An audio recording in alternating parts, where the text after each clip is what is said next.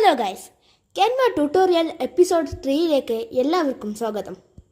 ഇന്നത്തെ വീഡിയോയിൽ ഒരു വീഡിയോയിലേക്കും പോസ്റ്ററിലേക്കും എങ്ങനെ ഒരു ഇമേജിനെ കൊണ്ടുവരാമെന്നാണ് ഞാൻ കാണിക്കുന്നത്.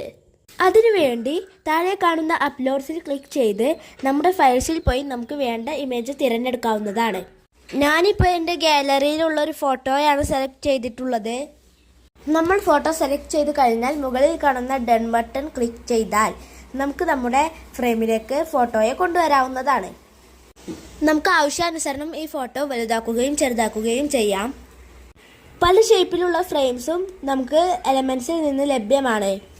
നമുക്കിതിൻ്റെ ഫ്രെയിംസ് എങ്ങനെയാണ് മാറ്റുന്നത് എന്ന് നോക്കാം. താഴെയുള്ള എലമെൻസിൽ പോയാൽ നമുക്ക് പല ഷേപ്പിലുള്ള ഫ്രെയിംസ് കാണാം. ഫ്രെയിംസ് മാത്രമല്ല, നമുക്ക് ആവശ്യമുള്ള ഏത് എലമെൻസും മുകളിൽ കാണുന്ന സെർച്ച് ബാറിൽ സെർച്ച് ചെയ്താൽ നമുക്ക് ലഭിക്കുന്നതാണ്.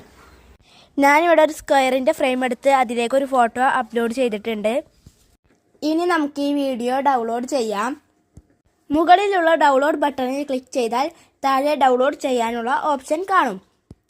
ഇതാ ഇപ്പോൾ ഇവിടെ നമ്മുടെ വീഡിയോ ഡൗൺലോഡ് ആയിക്കൊണ്ടിരിക്കുകയാണ്.